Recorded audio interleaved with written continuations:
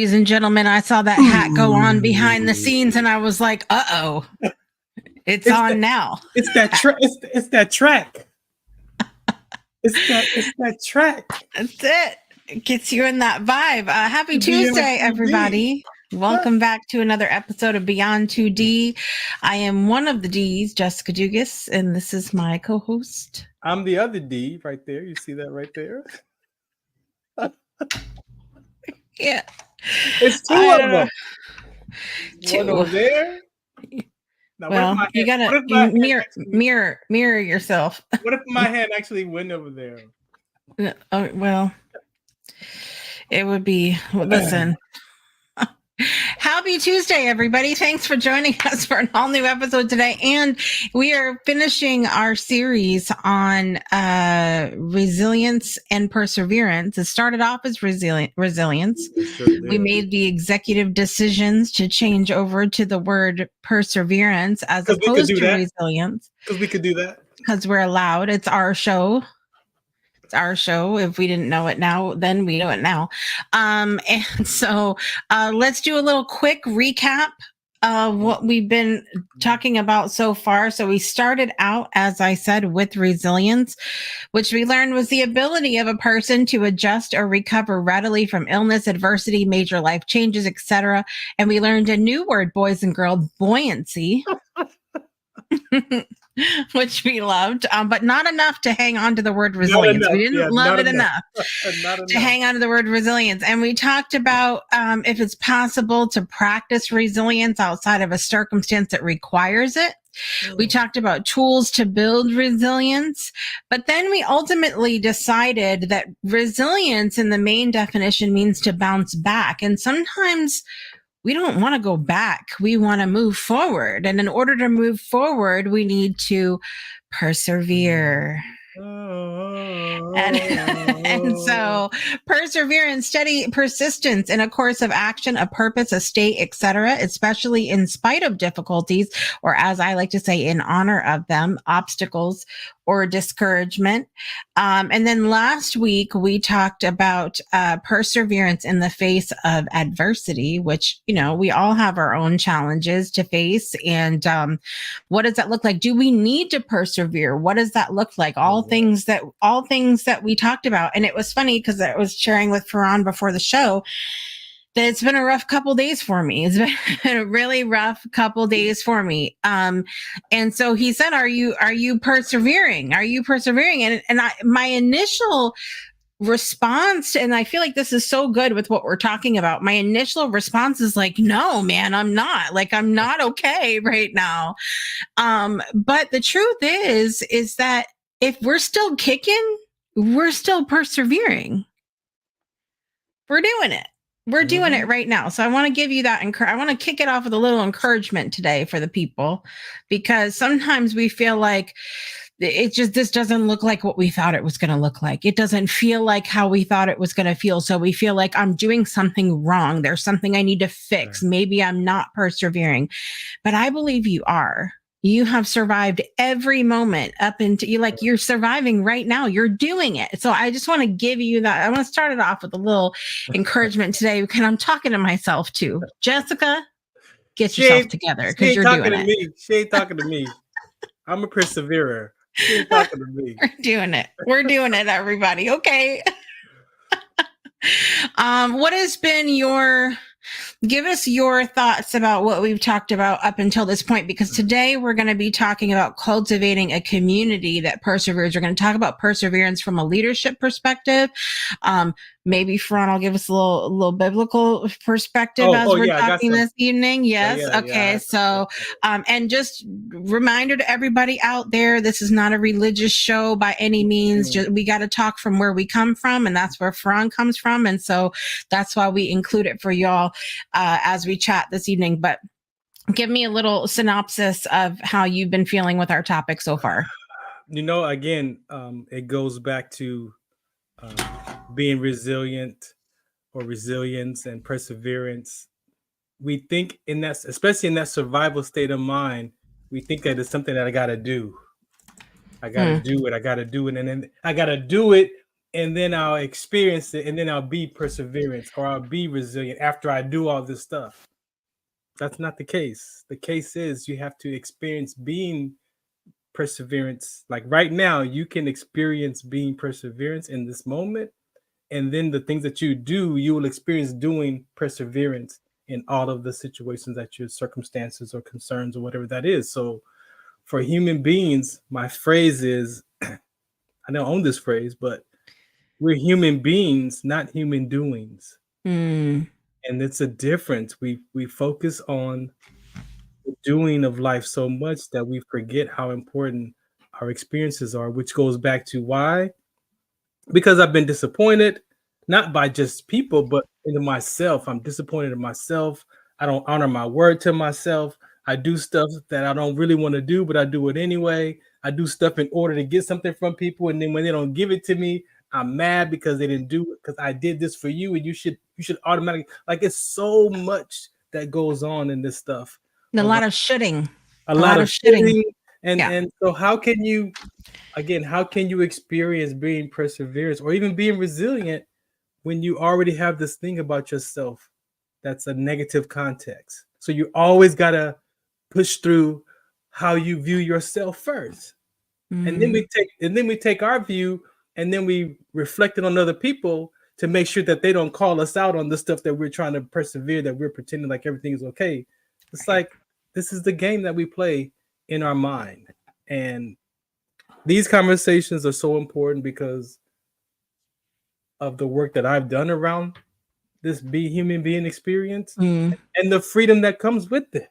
There's so Right. much freedom on the other side of just not surviving life but living life. And that's what we're really pointing to. How do we live life? Right. Right. Right. And failure is, to me, doing what you don't want to do and doing it anyway. So if Mm. you're doing what you don't want to do and you're doing it anyway, and then you got to persevere through that stuff because you don't want to do it anyway, what kind of circle is that you're living in? Like it, if Right. you when you say it out loud, you're like, that doesn't make sense. No, it doesn't. So we're having conversations beyond 2D to figure out how you can get to just live the life that you want to live. There's no Mm. wrong life. We're not judging you for the life that you choose or live. That's not our place. But a lot of people want to figure out, how can I survive today? Like Right. today. Like right now, I got problems, Right I this got minute. circumstances. Well, and we always say, well, what are you going to do? Well, what are you going to do? No, who are you going to be first? That's it. Who are you going to be first? Are you going to be Yeah. frustrated or are you going to be patient Yeah. first?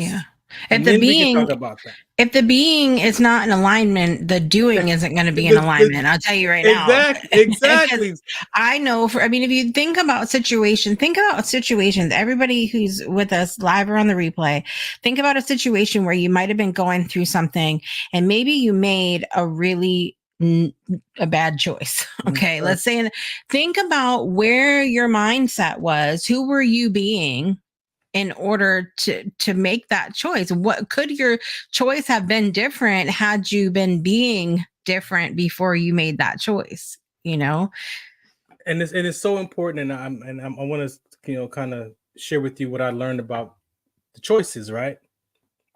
Imagine this: there is a difference between choices and decisions. Right? Mm. There is a difference, and when you make a decision, look at where that word derives from. Deciding, genocide, homicide, suicide, pesticide, decide.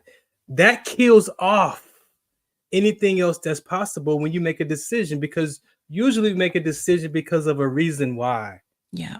So then if I make a decision based off of my reason and then that reason doesn't happen, guess what I'm going to defend? That reason. And I'm not free to make another choice or decisions because I'm stuck. Ooh. I'm stuck in that decision because of the reason. Now, a choice is different because a choice, you choose freely in the choice. And if it doesn't work Mm. out, you choose something else because you didn't do it for a reason. You just Mm. chose it because I want to try it. Yeah. And if it Yeah. doesn't work out, then you can be like, well, let me choose something else. Because choices has no reasons connected to it. And Right. it's such a language phenomenon that is one of the key principles that I learned through that education, is the difference between a choice and decision, because how we talk is all in language. How we talk is all how we describe life, or versus me saying my problem is financial, not I'm struggling and I don't have any money. There's two different conversations to have in those contexts. One context gives me freedom to talk about how I can get my financial situation together, or one is describing that I got financial issues, but I don't want to tell you because you might judge me. I thought you had money. I thought you knew how to. Now see that. So it's that is the survival state of mind when I'm describing it, because I don't want you to get too close and know what I'm talking about or what I'm feeling or dealing with, because you might then judge me or whatever. So right. That's resilience, such a good point. Choosing versus deciding. Yeah, it's a powerful language phenomenon, because it comes with a feeling. It comes with emotions. Yeah. They're connected to that.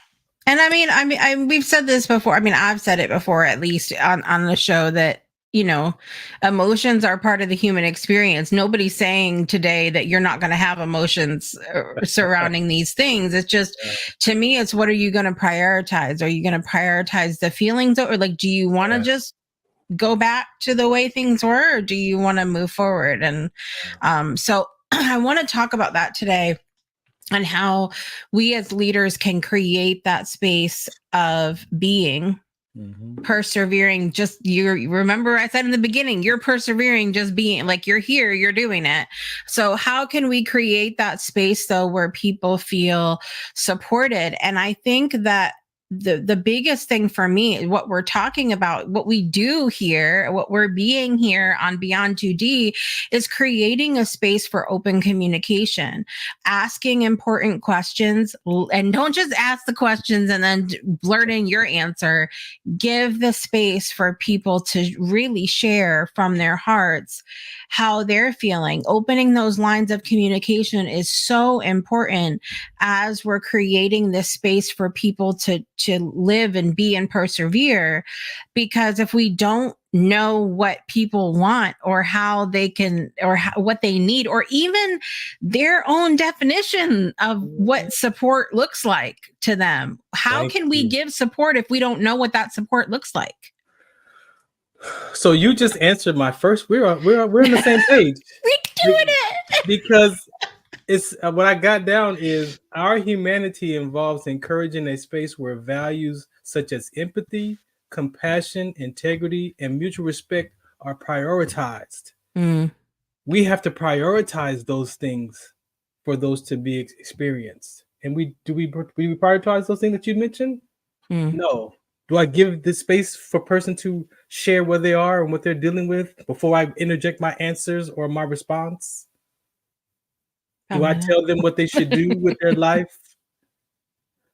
But that's from love, though. Look, if you have somebody in your life that does that with you, look at it from the other side, because they care about you. They're saying something, because we don't want to see each other struggle. We don't want to see each other deal with life and be stuck in life and have these experiences. We really don't. So sometimes without permission, we interject our opinion, but it's from love. I have to tell parents and children that it's from love. Yeah. And if you listen to your loved ones from love and concern for you, they're not trying to tell you what to do or shame you or embarrass you, because they care. Well, sometimes. Again, arrogance, it may come out. Of course, it may come out. It may come across a certain way. Yeah. But what is it really from, though? Right. It's from a concern. It's from a worry. Yeah. But it's okay, I think, for us to, if we have, you know, a leader, whoever that is, be it a parent, politician, spouse, whoever the leader may be, it is okay for us to say, you know, when I'm sharing, when we're opening this dialogue, when we're communicating, I need to be able to finish a full sentence before you're butting in with advice, because it can make us feel. Sometimes one of my favorite questions to ask now when I go, whether it's no matter who I'm dealing with, is just to be like, if somebody starts saying something, okay, do you want to vent right now or would you like advice? Or what would you like as a reason before you go on any further? What would you like as a result of this, so that I can then respond in a way of what support looks like to them? Maybe they just need to just get it all out there. Yes. Maybe they need my advice. Whatever it is, because I love this person, I want to be able to provide that. So I'm trying to catch myself now of going, okay, before you go any further, what is it that you would like from me out of this, so that then I can provide what they're looking for?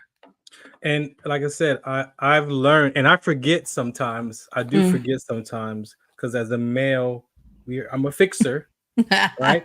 I'm a fixer, and of course I don't want to see loved ones and friends suffering. So sometimes, but I've learned to start practicing asking permission. You have to ask permission to speak in somebody's life.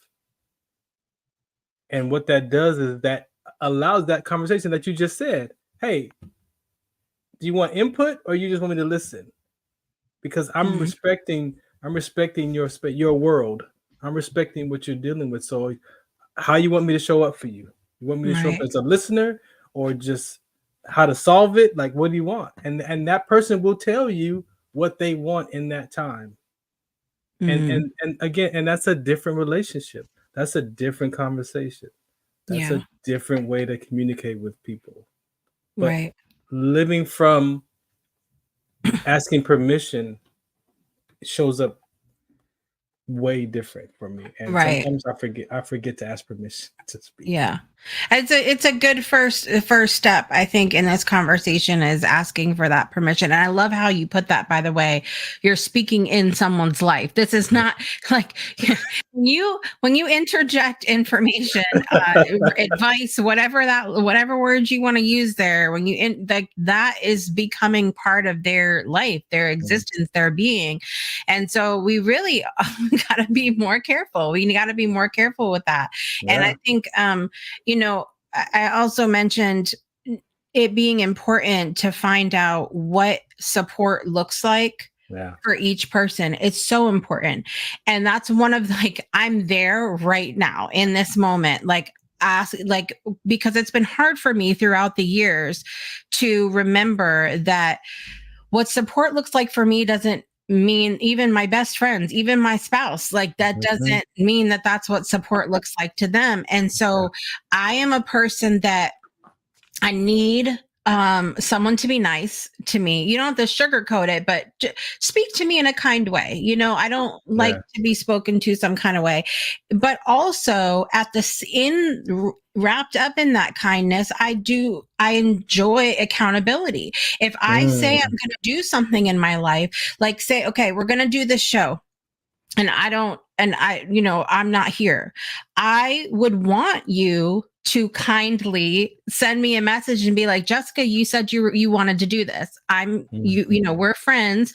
You said you wanted to do this. So I'm here to remind you that this is the commitment that you made. Why aren't you here? That's what I need. But I also recognize that some of the people closest to me would not appreciate that. Would not appreciate it if I was like, well, so you told me that you wanted to lose 10 pounds, but I see you munching away on them Doritos over there. But you told me, so I'm just here to, there's people that wouldn't appreciate that. I would appreciate that. So learning the kind of what support looks like to someone, I think is so important to cultivating a space where people can persevere through things. But, and so again, then what's in the way of that? What's in the way of why we can't naturally experience that perseverance from each other?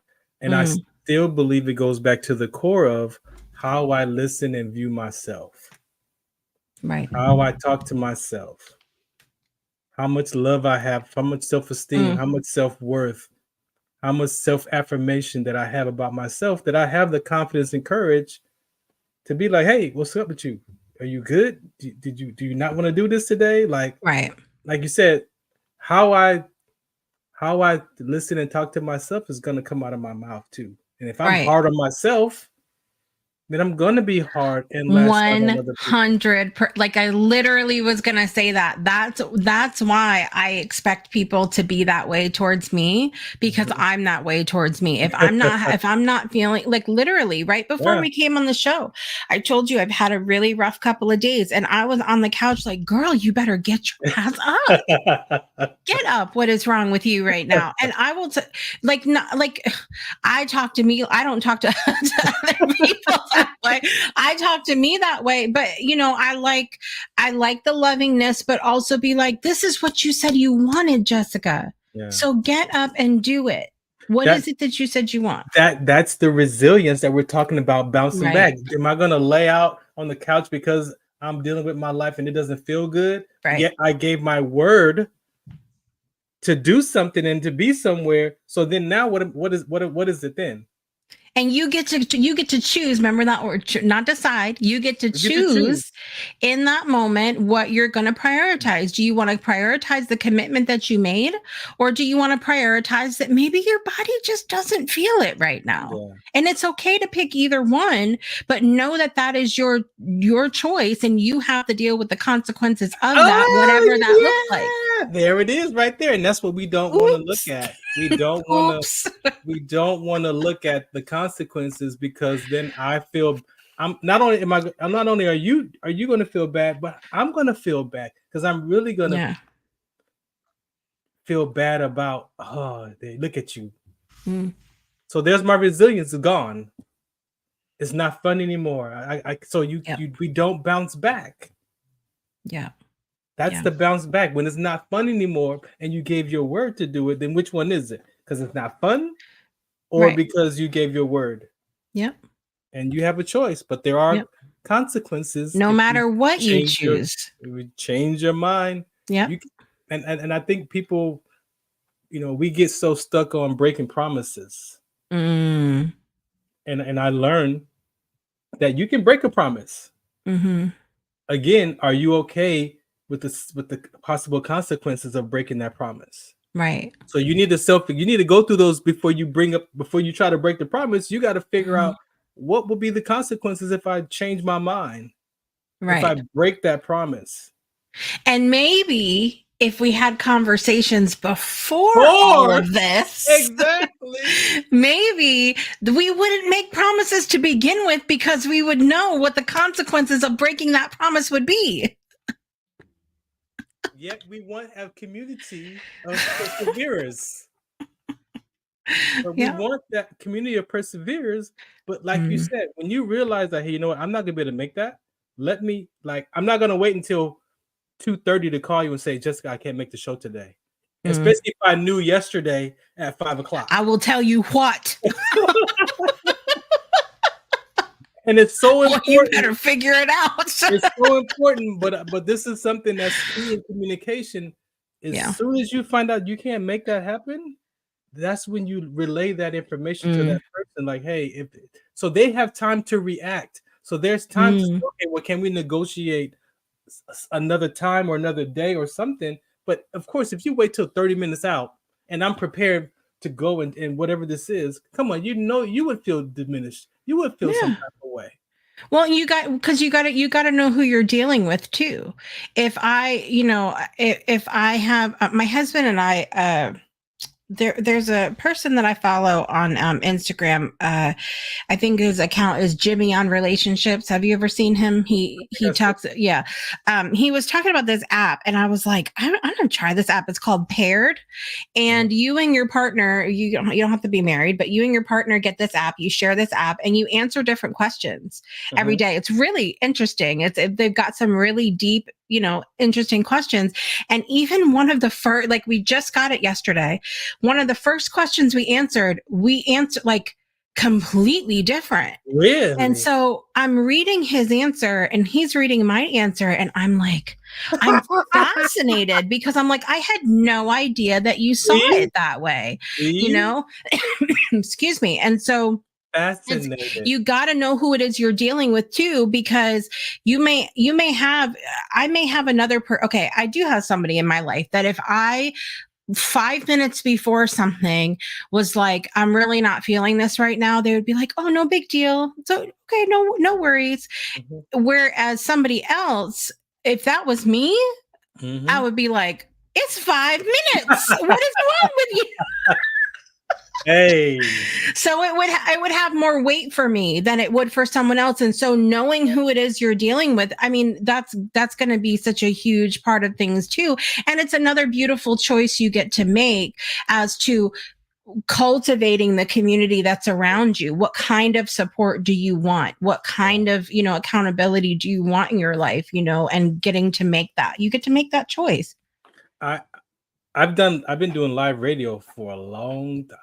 I started out in depression and anxiety in live radio, right? And so I've had guests cancel 5 minutes before the show. I've had people no show. And I'm like, you know what? It's cool because I understand that life happens, right? And it's either I'm going to be upset about it or I'm going to do this live show. Yeah.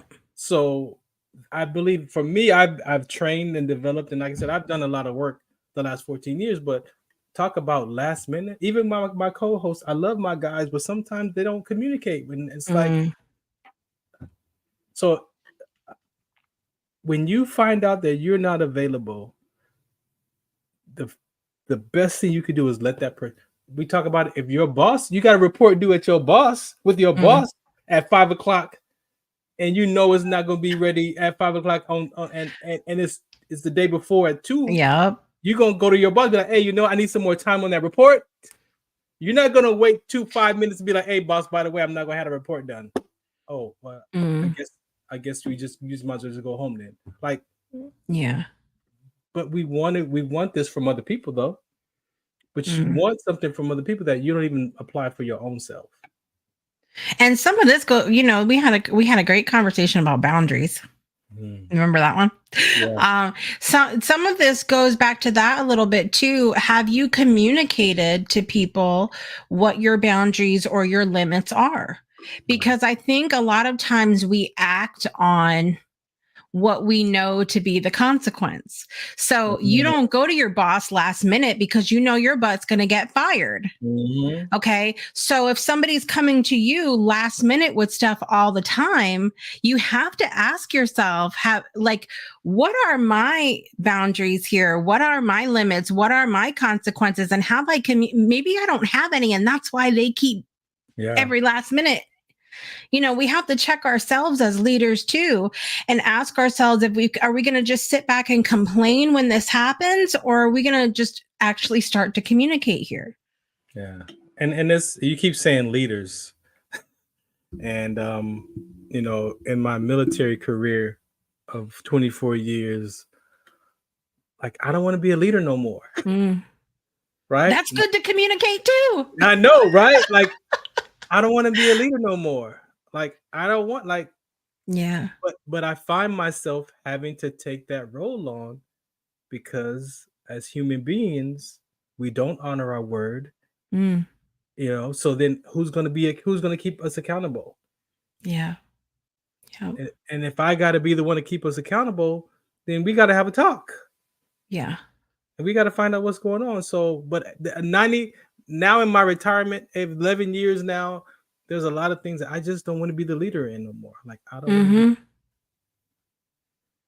I was there myself recently. I was because I think some of us, even though it's interesting because even talking about leadership, it's not something that I don't, when I think about leadership, I don't automatically think about myself. That's not my first thought, is not myself at all.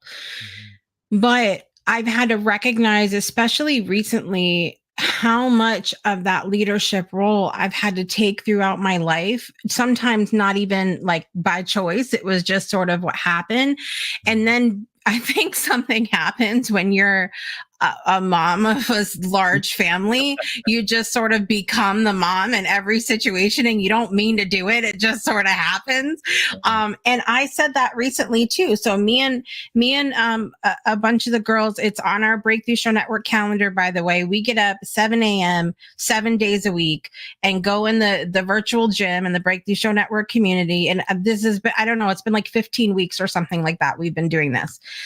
And I wanted to do it initially for accountability for myself, because this was like I said, I need something or someone to be like, hey, Jessica, this is what you said you wanted. So you're going to show up. Right. But what I realized is I have an intense amount of like commitment within myself that what I realized about 12 weeks in is that I don't need that from other people, that I've got that myself. And what happens is I end up in these situations, and then I become the person that's holding other people accountable when that's what I said I needed. But and I realized I don't want to do it. So I literally got the girls together and I said, I don't want to do that anymore.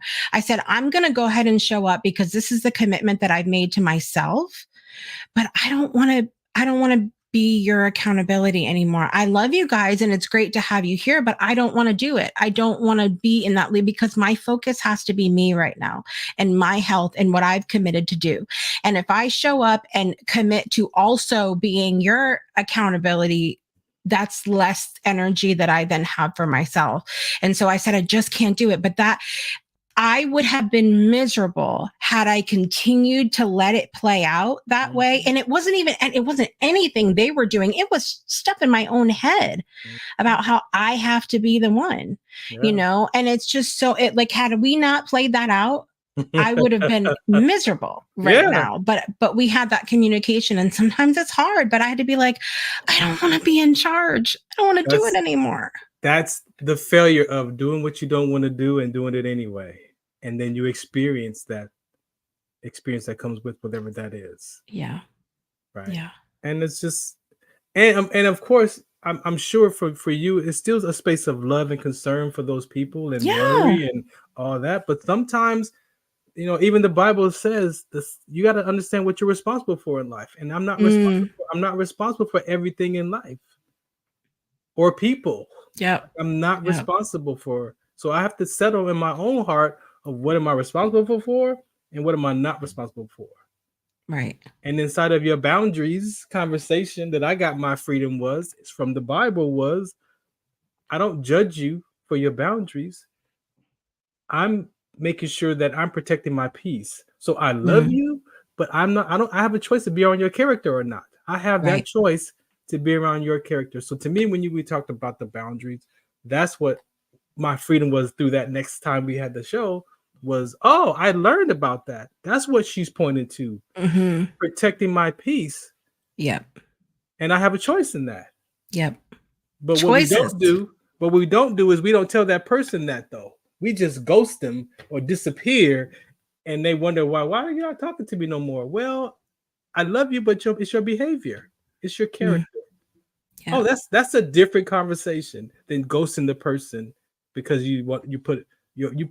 so in language you put up your boundaries. So I'm behind my own boundaries now. There's no freedom. And this again is such a language phenomenon of how we describe life. And even with perseverance, it is a descriptive word, but it's also an action word. And some words require action. Let's talk about those actions after the break. We're going to take a quick little 3-minute detour, everybody. Please get a drink, get your tissues, whatever you feel like you're going to need for the second half of the show. 5 minutes of funk. 3 minutes left. As the great Chuck Woolery once said, we'll be back in 2 and 2. Be right back. 3 minutes left. On April 4th, I was 90 years old, grandson of slaves. My parents were first generation free. A long time ago, I embraced the definition of love. Love is the experience of well-being. And a friend is one who mutually shares that experience of well-being with you, which opens up almost infinite creative possibilities.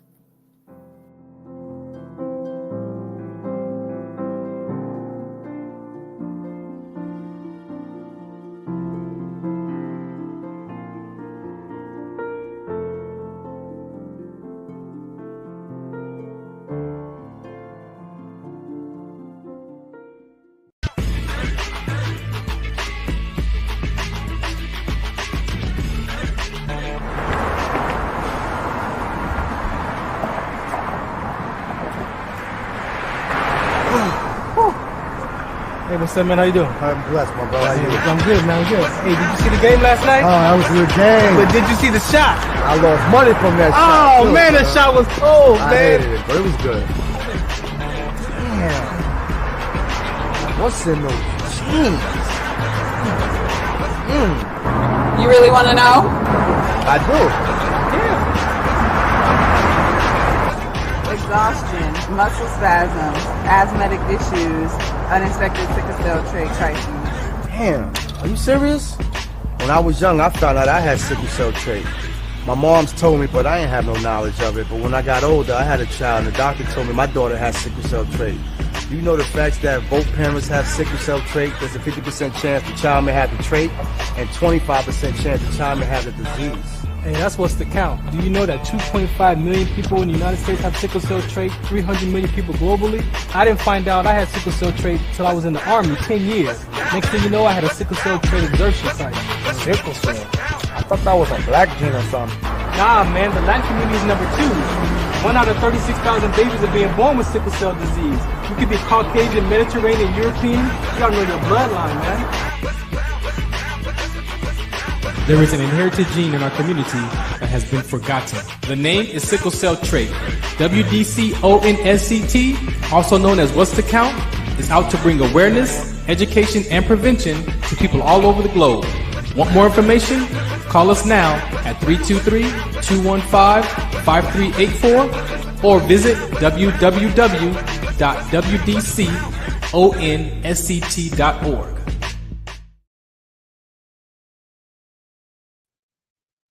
WDCONSCT.org. Go check it out. I have a health fair. I have a health fair this Saturday in Kentucky, where I live at. It was. What is it called? I live in Kentucky. If you know, you know. That's not the real name. But if you know, you know. If you're in the IE or you're from the IE, you know where Kentucky is. Oh my God. So yeah, me and Jody will be at a health fair, a church. Actually, it's a church picnic that was postponed because of the fire. Remember the fires in September we had? Mm-hmm. So they moved it from September to October. So it's going down Saturday. Yep. Also, I want to say an official hello to Miss Brittany out there. Brittany, Angelica, all of y'all that are hiding out there and are like, I'm not gonna comment because I don't want them to know what I think about this. Where my fellas?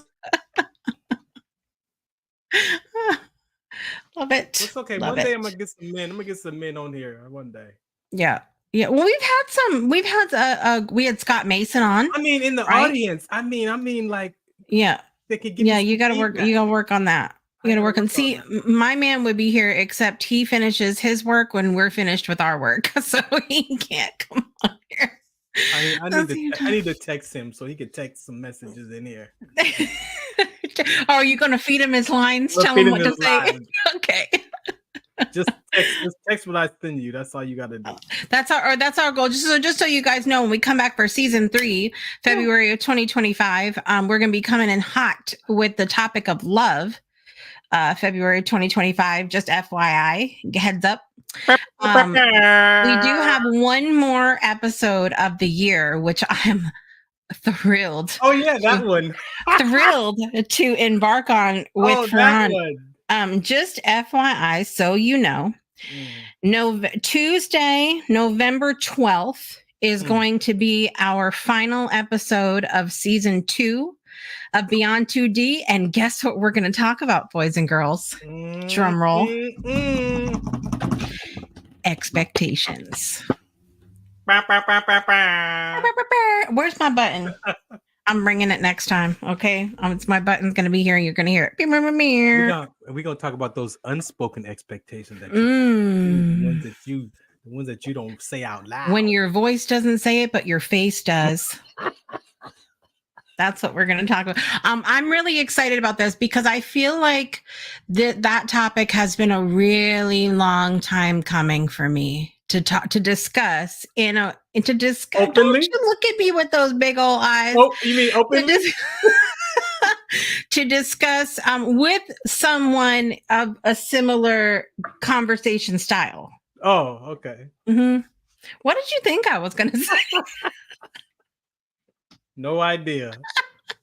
I'm so excited about this, though. And that's what we're going to finish it off with this topic. And it's just going to be a one night only. We're going to have about an hour and a half together. Not a 4-part series, a one night only, about an hour and a half together. We're going to talk about all of season 2, some of the things we covered, a little recap, and then we're going to talk about expectations. So it's going to be great. November 12th, Tuesday at the normal time, 6 p.m. We're just going to run a little later. One night only. Save the date. One night only. Farron's doing a concert for you guys now. All right, so I have a few things here to talk about from a leadership perspective, cultivating a community of perseverance. But I know that you have a couple talking points as well that you want to mention before we go about perseverance. Didn't you? You had a couple things you want to talk about. No, so I mean, like I said, one of the main things for me when I was like self-examining myself, and we talk about it a lot of times, is empathy. And empathy and understand. That's one of mine too. We really are on the same page. Yeah.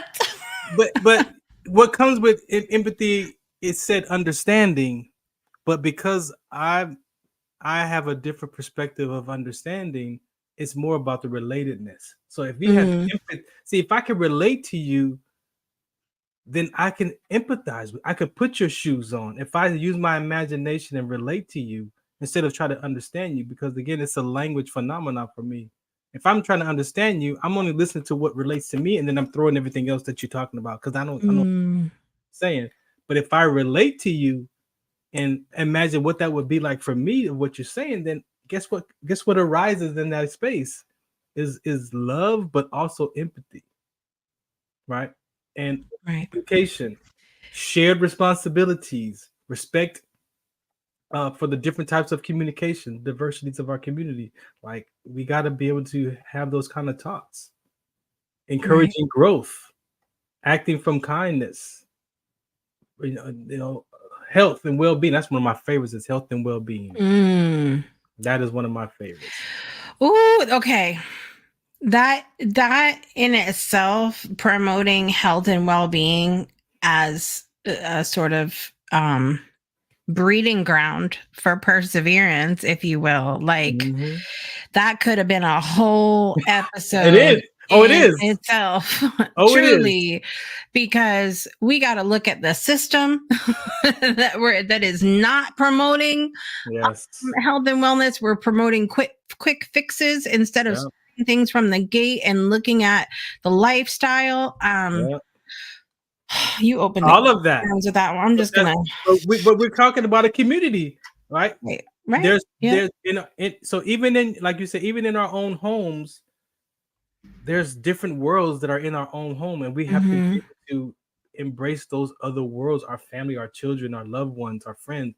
Those are all different worlds. Yeah, we want to come together. Yeah. So who's going to be that person that's going to put down their guard and take responsibility of those relationships and have hard conversations? Right. Somebody has to do it. Somebody has to be about it, or it's just going to be chaos. Yep. I feel like that's a lot of the challenge in the political world is like, conversations get tough and then nobody wants to talk. It's like, no. We're not talking about that. or we're deflecting to the other person or whatever the situation. Like this word came up, I think last week, willingness. Mm-hmm. Willingness. You have to be willing to, none of this is easy. I mean, it could be if we allow it to be, but a lot of it is emotionally charged and really difficult. Yeah. And so you have to be willing to put your boots on and trudge through the mud, you know? When we went to break, I love Caldwell, man. I love Caldwell so much. As soon as we went to break, what came to my mind was his number one principle of all of human beings in communication is speaking without offending and listening without defending. And if you could create that in your space of community of perseverance, I'm not going to be disrespected. I'm not going to experience being offended because I'm listening to you from the space of, okay, let me see what you have to say. Let me see what you have to say. Yeah. And I know people in the spiritual community are going to be quick to say, because we're going to talk about this next episode with the girls. They're going to be quick to say, well, it's not my responsibility how it's received. Yes and no. Yeah. Yes and no. Yes, it's always going to fall on someone else through someone else's filter. But if you're coming out the gate with some kind of tone and look on your face and all of the and certain words you use that you know that are harmful, you know that the person that you care about has had trauma or whatever in that kind of way, and you're coming out with that anyway, part of that is your responsibility. So Galatians 6 chapter 6 verse number 2 says it's about bearing one another's burdens. Carry each other's burdens. In this way, you will fulfill the law of Christ. We're supposed to. But in that selfish, so now let's go back to survival state of mind. The survival state of mind is selfish. It's selfish. So if you can admit to, I'm surviving, check your experience, check your behavior, because survival is a selfish state of mind. So I'm not going to worry about your burden. I'm not going to care openly about you because I'm worried about myself first, and which is fine. But there's a fine line in the experience of carrying your burden versus me actually carrying it. Sometimes, we need to recognize too that sometimes caring for yourself is also caring for other people. You know, I think that's part of the conversation as well, because I know that if I don't take care of myself, who's going to take care of my kids? Exactly. So you got to love yourself first. And the moment that you experience loving yourself, I literally had to talk to myself and say, how much do I love myself? What percentage of myself do I love about myself? And I got to 80%, that I truly love myself about 80% of the time. So there's a 20% that Farron doesn't like about Farron. And when does that 20% show up? When it wants to. So I have to be aware of that in my conversation to myself and recognize when that 20% is about to be put on somebody else. And that's me being responsible for myself. And I can love you with that 80% that I love myself. I can't wait to talk about love in February. I'm pumped up for it. What kind of love are we gonna talk about? We're gonna talk offline about that first. All the love we're going to talk about in February. I'm so excited for that. And it's top of mind for me right now. Thursday is the anniversary of the passing of Dorothy Auger, who many of you know. We've read her For Love poem here in the community. It's really like Yes, all the love. All right over there. It is the base. I mean, it's how, like, I started infusing so much love into what we do here on the Breakthrough Show Network because of the work of Dorothy Auger. And so really just wanted to quickly mention that she would have been all about these conversations that we have here on the show. I just know she would have been, because she was a rabbit hole kind of girl. And she would have I been like rabbit holes. she just would have been so into this, and she would have been my first choice as a guest for coming up in February. So just wanted to quickly send love to everybody that's thinking about Dorothy this week. And as we're talking about love here, but that's a little side. You can go. See, you can go down the rabbit hole with confidence if you got tools. Mm-hmm. So let's do the rabbit holes. You got a ladder, a rope, or whatever to get back out. Something. You gotta know how far you're gonna go down that hole, though. Like, that's it. How far are you gonna go? Or maybe you end up at the bottom and going through a little hole and ending up at the dodo race. I don't know. So that's a little Alice in Wonderland reference for you folks out there. Or end up in China. That's it. Somewhere. All right. So I have a few, two, three things here. Okay, maybe more than 2 or 3, but I'm gonna go through them quickly. Okay, so open communication we talked about.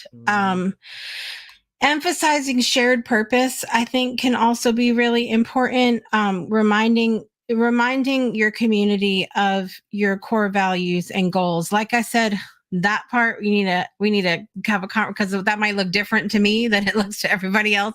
I occasionally need a little kick in the rear end. Some other people don't really appreciate that, so that's what it is. But reminding each other of, like, hey, these are our goals, and providing motivation to keep going, especially during tough times. Celebrating every win, every moment. That's so hard. That is so hard. It is, but we need to do it because it symbolizes progress, no matter how small, and it helps us keep going, and it helps us stay committed in the times that we choose to stay committed. I don't want anybody to, again, we're not saying you have to stay in any certain situation, but if you're choosing to be committed, celebrating those small wins, encouraging collaboration, promoting teamwork, mutual support, working together, and communicating. So important. So important. I think another great way to cultivate perseverance is creating opportunities for growth. We have seen the last couple weeks, I can't even tell you, Miss Brittany, Miss Teresa, these are people who, when I met them, told me that they were behind the scenes kind of girls, that they were like, whatever you need, we got you, but no, you will not be putting me in. And they both led workshops, and they're hosting shows, and I'm like, who are these people? Because I feel like that's one thing that the Breakthrough Show Network community does really well, is provide opportunities for growth, and somebody that's going to encourage the collaboration and celebrate the small wins and communicate effectively. I think these are big parts of what we do. And I've seen incredible growth recently, and I'm not getting emotional tonight. I'm not doing it, but I love you ladies so much, and I see it and I appreciate it. And it's just so good. Encouraging each other to be flexible. Stretch it out. Join us 7 a.m. Monday through Sunday. Stretch it out in the morning. Be flexible. Where challenges are seen as opportunities for growth rather than obstacles that hinder progress. Challenges are opportunities for growth.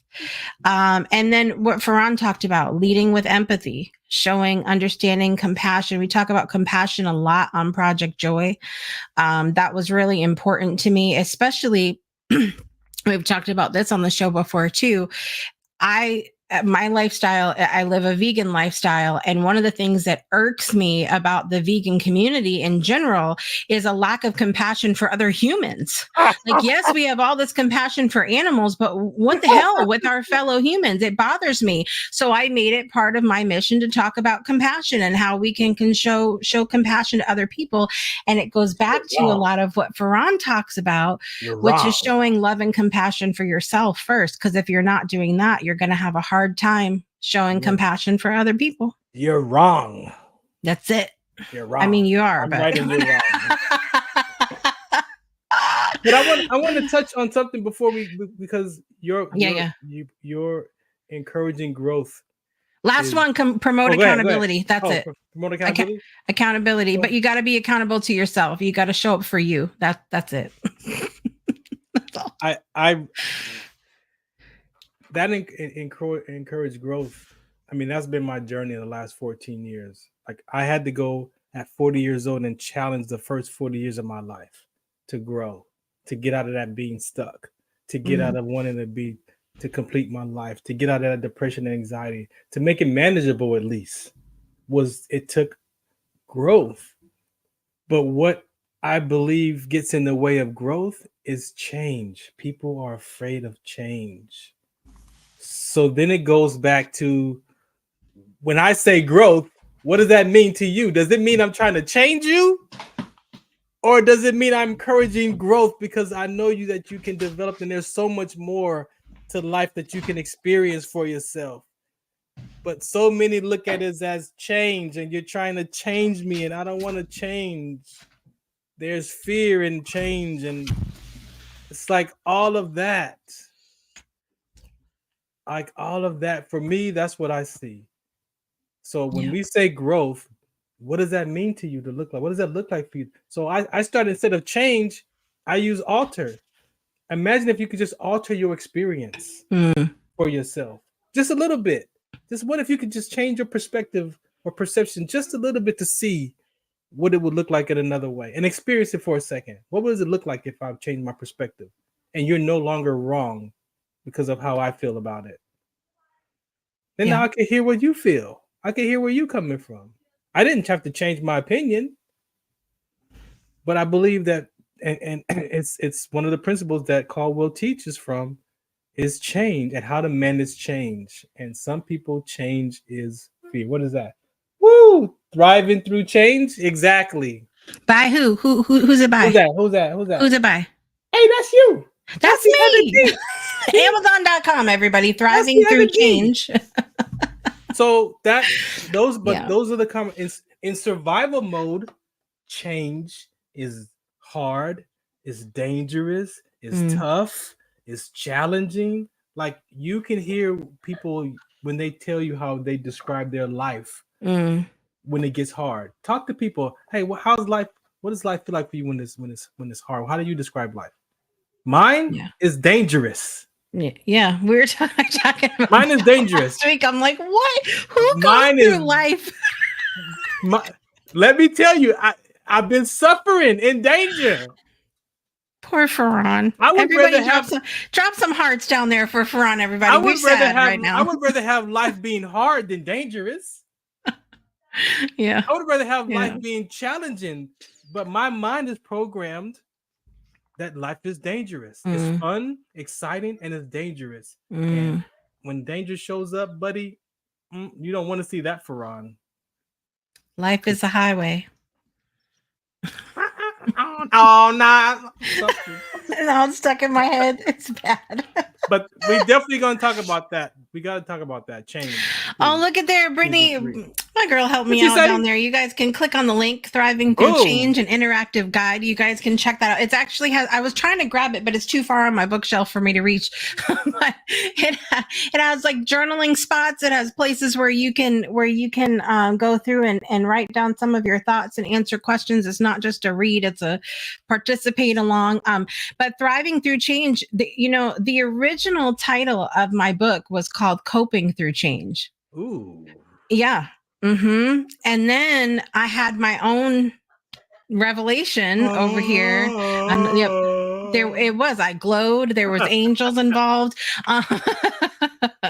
And Brittany found it helpful. She loved it. I'm so glad to hear that, because it really it came from this place, because change is life. Life is change. Okay. So like, if we're not comfortable with change, we're saying we're not comfortable with life. Exactly. I mean, you can look outside right now in here in New England, fall, so beautiful. The leaves are changing, and and it happens every year. I mean, that's sort of, change can be comforting if we allow it to be. It happens every year. It's cyclical. It's not in survival mode. It's not though. But right. again, in survival mode, change is threatening. But as you mentioned before, are you choosing or deciding? You know, there's a difference. What is it going to be? Bruce Lee, Angelica said, prayed to endure a hard life, not an easy life. That's interesting. Mm-hmm. That's biblical too. Mm-hmm. That's why you got to find that joy in the middle of them circumstances. Watch Project Joy live Monday, Wednesday, Friday at 9 a.m. Eastern time. We need to get you back on there since you're awake at the crack of dawn. Hey, you know what though? It's all about timing. That's it. Final thoughts on this topic, Farron, because we are now over time, but this was 4 weeks of talking about resilience and perseverance. Final thoughts. What's your... I want to say on the spiritual aspect of it, I'm going to leave these real quick for you. These are my final thoughts, so that people can understand the Bible is not just a bunch of passages and stories of craziness. It actually has principles on how we can live. If you look at Jesus' character, most people look at Jesus's works and all the miracles that he did and what the God's miracles. It's not about the miracle, it's about the character, his character. So number one is love one another in our community of Perseveres. We talked about bearing another one's burdens. That is number two. Encourage one another. The unity of diversity. We have different thoughts and different beliefs today, and we're not wrong. It's not about a right or wrong conversation. Be compassionate and humble. Seek justice and care for the vulnerable. Like, these are the conversations that the Bible addresses. Forgive each other. It's not just about those passages. If you read those passages, those are the examples of who we need to be. And we learn from what those people were doing before, during, and after. And that's it. That's it. If you want to live that life of freedom, or you want to live that life of survival, you have a choice. You really have a choice in the life that you choose. And you got to go beyond 2D. That's it. You got to go beyond 2D. We have in whether you think about yourself as a leader or not, I think a lot of us are leaders in ways that we don't even really realize. If you're a parent, you're a leader. If you go to a job, somehow you're a leader there, whether it's to other people. And sometimes we're leaders in ways that we don't even know. We don't even realize. I was sharing a story the other day about how I had gone to the Dollar Tree. Love me some Dollar Tree. And gone to the Dollar Tree, and the line was so long, and I was in denial, did not get a cart. So here I am with a whole armful of stuff, and I finally, line mile long, finally get to the front, and on the back of the register was a little piece of pink paper, and it just said, "You are amazing." That's all it said. Whoever did that is a leader. You don't even realize how you can touch somebody's life. And so I'll say that there.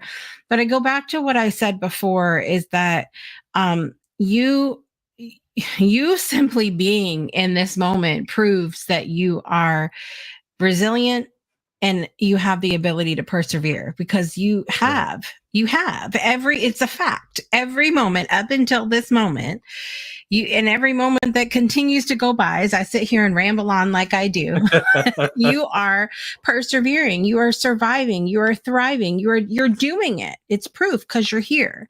And sometimes you got to look, that's the only proof that you need. You're here in this moment. But we as leaders have the privilege, and I feel like I can only speak for myself here, and the duty of holding this vision of perseverance for our communities.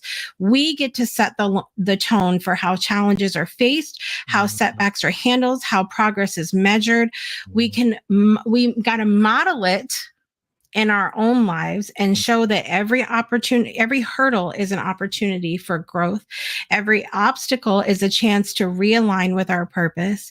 And we don't do this alone, but with each and every person that's in our community. We do it together, and I think it's better together.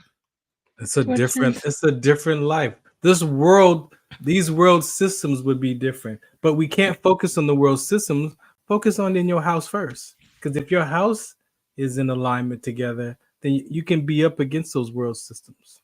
Yeah, because they're unless you're gonna go run for president, or you're gonna go run for Congress and get your voice in one of those areas. Take care of your home, your own home first. I have to check myself too, because in church I'm like, oh yeah, for the people, but then what does my house look like? What is my daughters and my grandchildren? What does that look like? So it's like, oh, I need to set some side of time for that. Yep. So very important. This has been a great and wonderful 4-part series. I appreciate you as always. Looks like we made it. And as I mentioned, we're going to be back Tuesday, November 12th at the normal time, but the episode is going to run a little bit longer. So book it in now, save the date. We're going to talk about expectations, and we're also going to give a little review on what we've talked about for this season 2. And then we will break, enjoy time with our families and friends for the holiday season, get ready for the premiere of The Friendship Paradox happening end of November. Very exciting. A little film that certain person is starring in as well. And we're going to be back in February to talk about love. Oh, I know about that one. It's going to be great. We're gonna separate those categories, so you can take one part of love and I'll take the other part. Oh, okay. No, it was just we're going to come together and talk about it like we do, like we're good at this. We're good at this, Farron. We're leaders. Love is dangerous.